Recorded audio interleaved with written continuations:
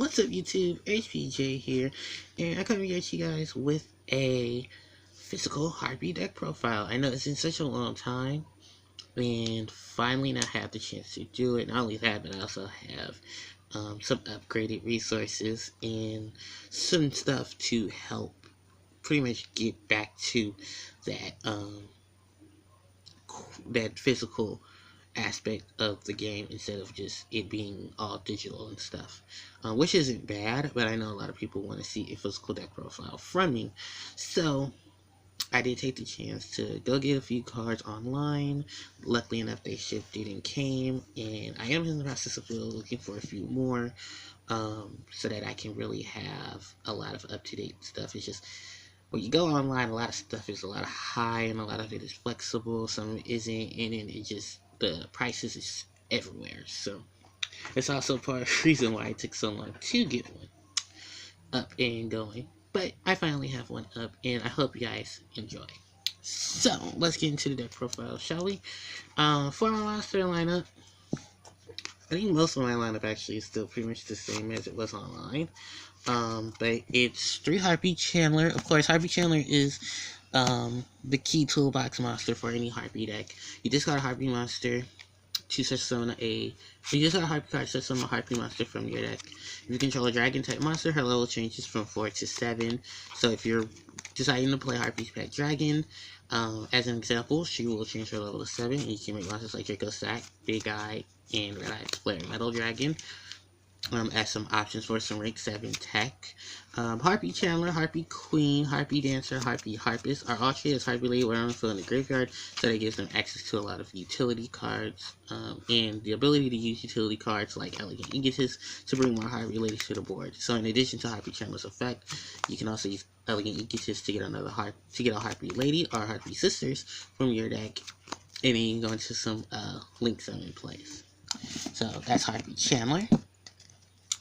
Harpie Dancer is my next Harpie Lady, and I like the full set of Harpie Dancer because it gives an easy discard target to Harpie Chandler. She is a low level Harpie monster, so you can easily search her with Harpie Harpist effect, which I'll get into next when I talk about Harpie Harpist. Dancer has the ability to bounce a wind monster on the field back to the hand to give additional nourishment of a wind monster that turn, so you can use Harpie Hunting Grounds effect to pop multiple back row. You can put Chandler on the board if you already have her in hand, and you just want to clear the board so that there's nothing in her way. You can easily discard a Harpie monster to summon Dancer, and you get a ton of plays with her if you're running Divine Wind of Mist Valley. So that's Harpie Dancer. Harpie Harpist is the next monster. She's pretty much the Winged Beast Scarm. During the end phase in which she's in the graveyard, if she's in the graveyard that turn, you can add one level 4 you have one level 4 Winged Beast monster from your deck that has 15 or less attack to your hand. So you can get Harpie Chandler, Harpie Dancer. Your other options are any of the Harpie ladies that have original attack is 15 or less.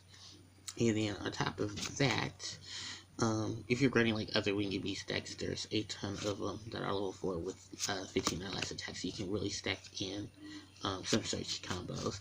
Her other effect is when she's normal summon, just like a Winged Beast monster you control on a face-up monster your opponent controls can bounce in the hand, so she gets some plays as well from Divine Wind of Mist Valley. A lot of people don't use that first effect, but that first effect is very crucial, especially if you're playing Kaijus or you're sighting into Kaijus. Next is Harpie Queen. Pretty much our 19 beater and our field spell searcher. Next is Harpie Lady 1. And I decided not to run Cyber Harpie this time around because, one, I am testing for Great Fly online, or with Great Fly online, as soon as it's online.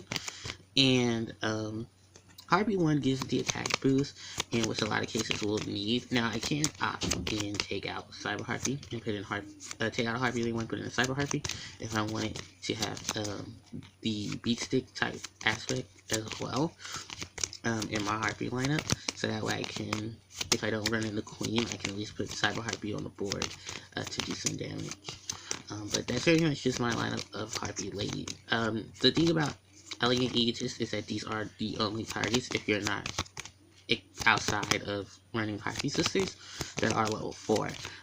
You can't stack on 3 number 1s, a number 2, a number 3, and a cyber, because they're all treated as Harpie Lady while they're on the field, in the deck, in the graveyard, and in the hand. So that's why Chandler, Queen, Dancer, Harpies have the effect of this card is treated as Harpie Lady while on the field or in the graveyard, so that it can give the versatility that the deck needed. So that is all my Harpie monsters. And then for my non-Harpie monsters, I'm running 2 Ghost Ogre and Snow Rabbit. I should have went and got a 3rd super, but I didn't think ahead. But it's a really good utility. Hand Trap. Some of the hand traps I could say are like Maxi.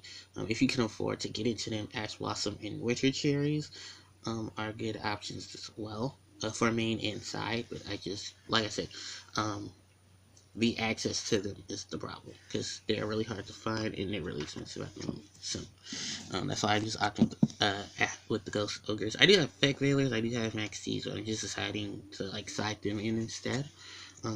But they're really good side in, side out type of situation cards. So, because that's what hand traps mainly are. And my last monster is Gofu for the Link plays. So that is the monster lineup. For the spells, I'm running Triple Hysteric Sign, one of Harpie's most useful utility spells. You can add Elegant Egotist from your deck or graveyard to your hand. When it's from hand or field to the graveyard, during your end phase, you can add up to 3 cards with Harpie in its name that are different from each other to your hand. So you have spells, monsters, and now we have traps thanks to Featherstorm that we can really just search for and thin out our deck, but also have those utility cards to protect us and defend us if we need to replenish our hand, which is pretty much why a lot of us love that last effect. Outside of that, this is just pretty much one of the most versatile cards, because outside of being Ego, if you have Hunting Ground, you can pop it yourself instead of in case your opponent doesn't have back row to pop and you don't want to pop your Hunting Ground. So that is Hysteric Sign. And of course, you have multiple ways of multiple cards in the game to discard if you want to discard it as well. You have triple Harpie's Hunting Ground. I know a lot of people may not want to run triple Hunting Ground, and that's perfectly fine, but I like running triple Hunting Ground, especially if I want to get into, I get a full use out of Hunting Ground and Harpie Queen. I can just easily get into it if I pop a Hunting Ground, or let's say I need the attack boost, I can just go get the Hunting Ground off of Sign or off of Queen. And, even though it's a low attack boost, the effect is what's really useful about Hunting Ground. Is when you normal the conductor of a normal or special summon of a Harpie Lady or Harpie Lady Sisters selects a spell or trap on the field and destroys it. So you have options to destroy your own back row or your opponent's back row, and really get to just have that aspect of a walking MST in an archetype. So that's Hunting Ground. Next, I only run 1 Elegant Egotist. And that's why, because Hysteric Sign can search for it. Your main targets, if you're not running Sisters, are the variation of Harpie Lady. And because Queen, Chandler, Dancer, and Harpist are Harpie Lady on the field, that's pretty much just an opt to getting multiple monsters on the field to do link plays or link seed plays. So it's a really versatile card, but honestly, I think a lot of us can say only 1 is useful unless they decide to print more monsters that say you can special summon him off of Egotist, but they still can be normal or special summoned in the same sense. So that's Ego. For the rest of the spells, 2 Scapegoat. I would run the 3rd Goat, but I just opted out. I like to run the Scapegoat duo just because it gives me the tokens. The only downside is, of course, I have to wait a turn to summon other monsters to do link plays. So this is more so of a defensive card, but it can be really offensive on your turn if the ghosts are still on the board. There are some token options I could probably use in like Draco Sack and Big Draco Sack, for example. but I didn't really want to opt into 7 at the moment. I wanted to still keep it 4, because 4s, 3s, 2s, and stuff like that can be real easy to summon, so that's us in 1, so that's why I just didn't opt out for any big monsters, or the big rank 7 plays either, so that's why Goat is still relatively one of the most useful monsters right now when it comes to link summoning, outside of Goku, Dandelion, and just stuff that makes tokens. So that's them. And then my last 3 spells are pretty much 1-ups of 1 Raigeki, 1 Dark Hole, and 1 Upside Goblin. So for my traps, I'm running 3 Harpie's Feather Storm. This is pretty much Harpie's most utilized trap card. Negate your opponent's monster effects till the end of the turn. You can bring this on them if you control a Harpie monster, but you need a Winged Beast to activate it, which practically every Harpie is. You can't use it on Dragon, which is unfortunate. I don't think you can't use this if you control a Dragon and then like a monster like Castell, because I think you need all 3 to be in correspondent, but I don't quote know it. I just know that if you are running Castell, you can easily just set the Feather Storm, flip it on their turn when they try to do stuff with monster effects. So it's still a relatively amazing trap card. You can search for it with Hysteric Sign. The only downside is the last effect, which the OCG has more access to, which is if the card was destroyed in the spell and trap zone by your opponent's card effect, you can add 1 Harpie's Feather Duster from your graveyard or your deck to your hand, which would be nice in TCG, but unfortunately we don't have that access yet. So that is Feather Storm. Next is Hysteric Party, and it's set of course, everyone loves Hysteric Party if you're playing Harpies, because it's pretty much our go-to spam monster trap. You get as many Harpie ladies from your graveyard to the field as possible, and because we have so many variations of it, we can easily do such. And the discarding 1 card for it isn't that bad either, because you have Hysteric Sign, you have Harpie Harpist, you can pitch a Harpie to such summon as many of them to the field, and you get a lot of utility out of your monsters, from Harpie Chandler to Queen to Dancer, to even Harpist herself. So this is really one of these cards, and of course the variation of Harpie Lady that you can utilize in the deck. So, and this is Hysteric Party. For my next couple of traps, it's just real simple ones. I'm running 2 Storming Mirror Force for some defense, and then I have Solemn Strike and Solemn Warning. So that is my main deck. For my extra, versatility is key depending on what you're comfortable with playing, so that's why a lot of the cards in here are pretty much my selection. So I am running 1 Harpie Phantasmal Dragon, I'm running 2 Lightning Chidori, 2 Castell, and 2 Ice Beast Zero Fine. Although we only have access to 1 zone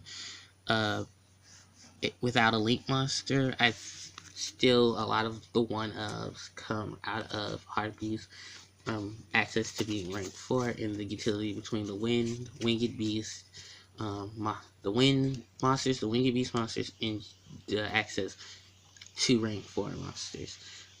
So that way you can easily just get a lot of them onto the board, or just utilize their effects to stop a lot of things on board. And then these are just pretty much the staple Harpie monsters that a lot of people use. May not use all 3, but 1 or 2, if that fits into you. And especially once Great Fly comes out to TCG, you easily have access to your monsters once Great Fly comes out. Especially putting monsters like Ice Beast and Castell on the board again, simultaneously having Chidori and Castell simultaneously, and then just having Great Fly be an access of attack boost to this deck as well. Then for the rest of the Exceeds, I'm running 1 Rebellion Dragon, 1 Cowboy, and then I'm running for my number monsters 1. I finally got a number 41, and I'm still rocking my Castell, and I'm still rocking my giant hand. Although these two monsters are pretty much outdated, these two monsters are still relatively good in a lot of situations, and that's why I still rock them. And I don't like a lot of the new Link monsters because they require too many monsters to even be summoned at a certain point, so it does kill up my monster board when I need to defend. So that is the three of them. And then for my links, I'm just running one Decode Talker, one Trigate Wizard, and one Gaia Saber. Just because I have an issue with Firewall Dragon that I addressed, but I'll address it again. I don't like Firewall Dragon because Firewall Dragon needs stuff to be linked to him, and because of how spanned Harpies is when it comes to putting monsters and stuff on the board, it becomes a real hassle. So I decided to just opt him out and go for like Link 3s or Link 2s that have easier access to them in terms of at least using 3 monsters. I was considering Barrel Dragon and stuff like that, but it's really hard to find them because they're really hard to find online. So that's why I opted just for these guys, and they're easily accessible too because their packs are still around, they're still fresh and new, which is ironic because I couldn't find the Firewall Dragon to save my life, which would have been a nice addition to my Link setup, but unfortunately it's not. And I was considering running Malice Radiant in here. I miss Starboy, but I don't have things that generate the tokens properly enough to get water attribute monsters. I was considering running Malice Radiant, but that hurts Harpies more because they're wind, not earth. So that's why they are not present. And I got like a full set of them anyway. So those were options, but those options unfortunately fell through. And then the last bit of monsters that you probably saw were just my goat tokens, and tokens that I use for GoFu and Scapegoat. So that's pretty much it for this deck profile, you guys. I hope you all enjoyed. Like, comment, subscribe, and until next time, HPJ signing out.